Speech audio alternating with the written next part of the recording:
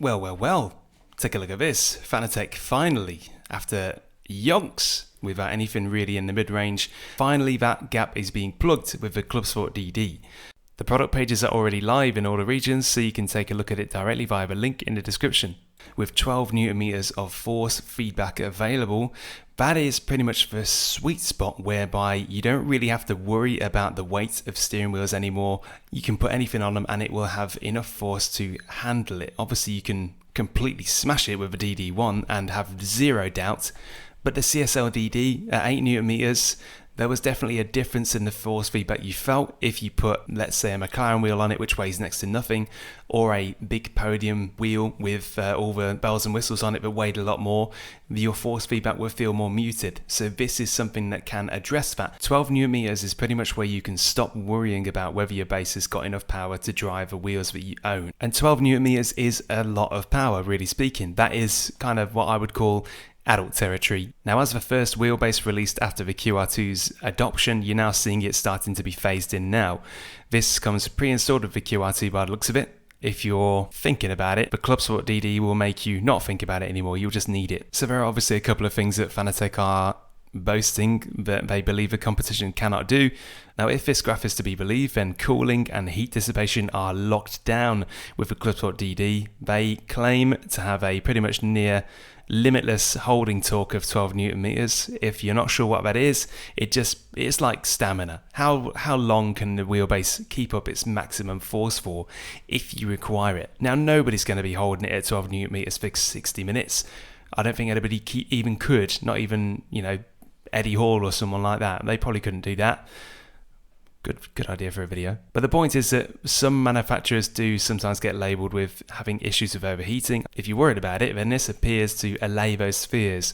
With CLUBSPORT DD, if testing is to be believed, doesn't have any issues with ventilation or heat dissipation. It will remain to be seen. I haven't got one yet. So that's just one of the edges that Fanatec claims the CLUBSPORT DD will have. This is another point of interest, Force Feedback 2.0 for direct drive, and this is what they say it's built for. The existing Force Feedback protocol was designed for gear and belt-driven devices. Between you and me, I have found that I can fine-tune the Force Feedback on a Moser base to be more to my liking than I can on Fanatec. There's always been that little edge that's been missing that I just can't get through Fanatec's tuning options and Fanalab settings, so hopefully this is potentially good news. This is potentially another nice benefit from the CLUBSPORT DD, an aluminium shaft all the way through.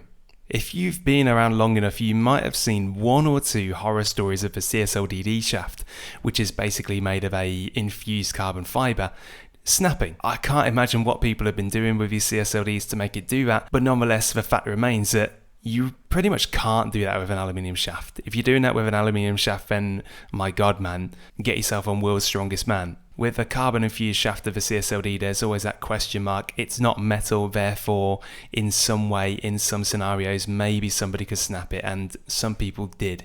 So that should mean that this is a thing of the past. And of course, QR2. This is the first wheelbase that you could probably call part of the next QR2 generation. Swapping out the QR1s for QR2s on the existing wheelbases can feel like a bit of a sticking plaster to some folks. This, on the other hand, is QR2 from the start, so it's the first of the new generation of Fanatec wheelbases. Quite importantly, this is only for PC and Xbox at this point in time. This is fairly standard. PC and Xbox are lower hanging fruit than PlayStation because of Sony's licensing, or so I've been told. PC and Xbox first with the CLUBSPORT DD wheelbase, and then probably a PlayStation equivalent will come later down the road, but it's not here yet, and it's not been announced yet as far as I can see. Steering wheels fitted with the QR1 light or QR2 light wheel side will be limited to 8 Newton meters torque. Now this is a bit disappointing. Now let's disregard what they said about the QR1 light because that's not even compatible as far as I'm going to understand it, but the QR2 light looked like it was made of stronger stuff. So for it to be limited to 8 Newton meters torque on the CLUBSPORT DD is a bit of a mild slap in the face to those who might have recently bought the QR2 light, not thinking that they would be limited in such a way with a mid-range wheel. The high-range wheels like the DD1, yeah, I can understand it. The QR2 light might not be rated for that, but an extra 4 Newton meters, surely that's within the tolerances and limits of the QR2 light. But Fanatec says otherwise. Along with a new wheelbase, there's a CLUBSPORT DD table clamp. Now this is fairly important if you are a table user. It looks a little bit clunky and it's expensive for what it is. €100 is pricey.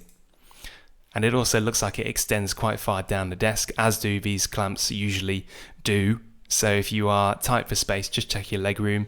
If you are mad enough to run a 12 Newton meter base on a table, then it's probably something to think about. But also, as pictured, it does fit the CSLDD as well. So there we go then, a new wheelbase that plugs two big holes in Fanatec's lineup for a long time. A true middle, at least nowadays, a true middle 12 Newton meter wheelbase that has QRT from the ground up. So there's no longer a quick release kind of weakness for Fanatec anymore, and there's no longer a mid-range weakness for them anymore. All those other manufacturers have taken advantage of these weaknesses and exploited them in the recent years. That looks to now be something that Fanatec is rightly trying to close off. As soon as I can, I'll get one and review it, but it should be fairly straight shooting. It's 12 Newton meters.